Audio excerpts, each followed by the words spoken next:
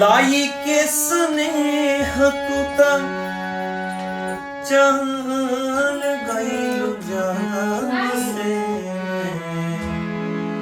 सूरज के घाम हम त देखनी न कब से। असरा धरा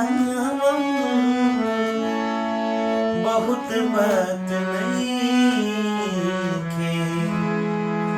असरा पूरा बहुत बात होला। सनहिया लगा